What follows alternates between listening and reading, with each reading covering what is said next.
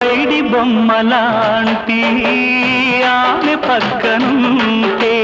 పగలే వెన్నెలనే కురిపిస్తా నీడలాగా నాతో ఏడడుగులు సాగితే ఇలలో స్వర్గం నే సృష్టిస్తా రసరమ్యం ఆ రాగ విలాసం